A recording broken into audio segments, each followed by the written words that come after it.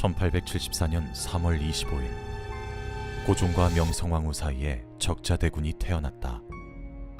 순종은 명성황후가 첫 아들을 잃는 아픔을 겪은 후 태어난 둘째 아들이었다. 명성황후는 아들의 건강에 신경을 기울였지만 순종은 태어날 때부터 허약했고 천연두를 앓는 등 잔병치레가 많았다.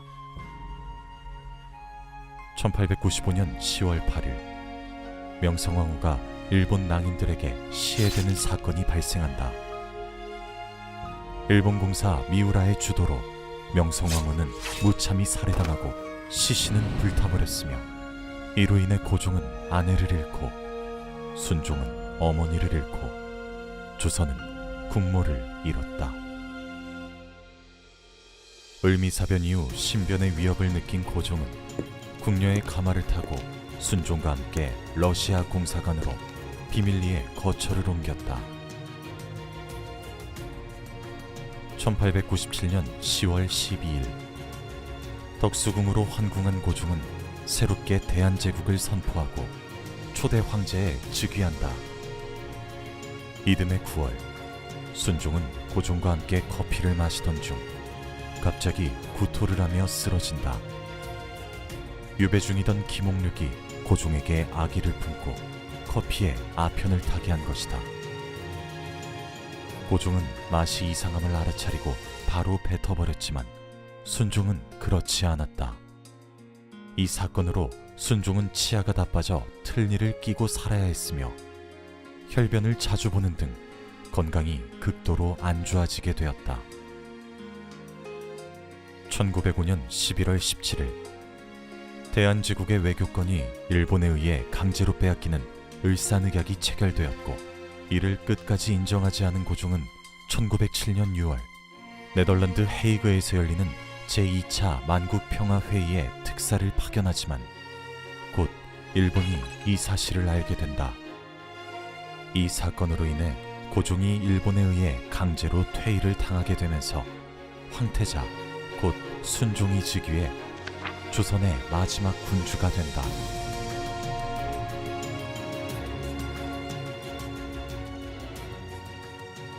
순종 즉위 직후 일본은 한일 신협약을 강요하여 대한제국의 국정의 전반을 일본이 간섭할 수 있도록 하였는데 국권의 대부분을 빼앗긴 조선은 이미 일본의 손아귀에 넘어간 것이나 다름없었다. 일본은 조선을 손에 넣기 위해 만주에서 열리는 러시아와의 회담에 이토 히로부미를 파견하는데 이때 대한의군 참모중장 안중근이 하얼빈역에서 이토 히로부미를 저격한다. 명목상의 왕이었던 순종은 나라의 원흉을 처단한 안중근을 흉악한 손으로 칭할 수밖에 없었다. 이것이 바로 실질적으로 국권이 상실된 상황에서 순종이 처한 현실이었다. 1910년 8월 16일 당시 통감 데라우치 마사타케는 총리 대신 이완용을 비밀리에 만나 한일 병합조약안을 제시한다. 그리고 1910년 8월 22일 창덕궁 흥복헌에서 조선의 형식분인 마지막 어전회의가 열렸고 결국 강제로 한일병합조약이 체결된다. 하지만 일본은 조약 체결 후 이를 바로 공표하지 않는다. 갑자기 거리에 경찰과 헌병들을 세워 공포 분위기를 조성하고 전국의 항일 지사들을 연행하였으며 언론의 활동도 중지시킨다. 그 후 일주일 뒤 한일병합을 발표한다. 을사늑약 때 경험한 한국인들의 저항과 반발을 방지하기 위한 계략이었다. 한일병합조약이 공표되는 날 순종은 이렇게 말한다. 그대들 대소신민들은 국세와 시기를 깊이 살펴서 번거롭게 소란을 일으키지 말고 각각 그 직업에 안주하여 일본 제국의 문명한 새 정치에 복종하여 행복을 함께 받으라. 그렇게 한순간에 나라가 뺏기고 조선 왕조는 막을 내린다.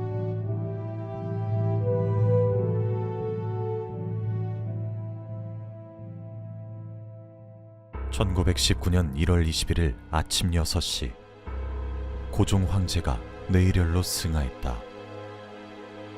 고종이 식혜를 마시고 난 뒤 음료에 들어있던 독으로 인해 급사했다는 설이 제기되었고, 이후 고종에게 식혜를 올렸던 나인 2명이 잇따라 사망하자 일제의 사주에 의한 독살이라는 주장이 기정사실화되었다.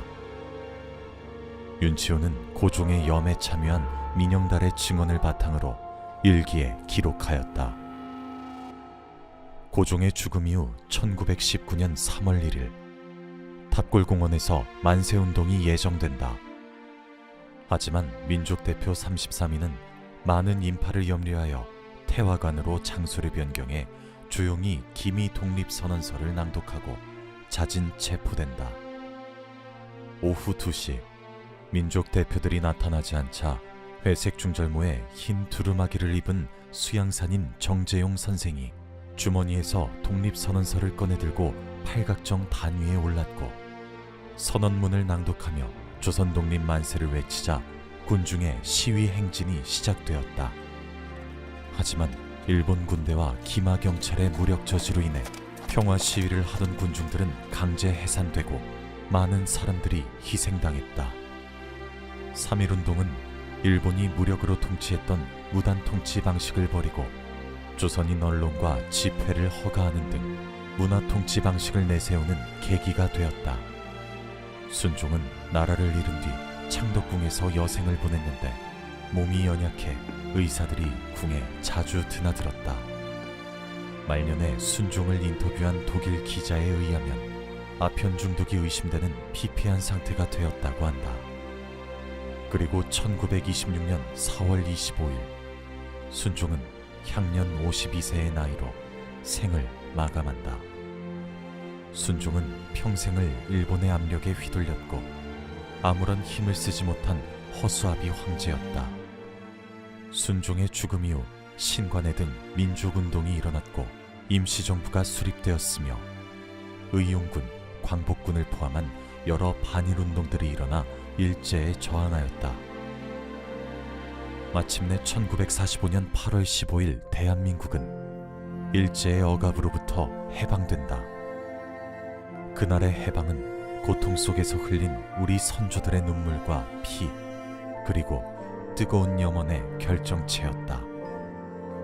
희망의 불꽃은 오늘도 우리의 가슴 속에서 타오르며 더 나은 미래를 향한 다짐으로 이어진다.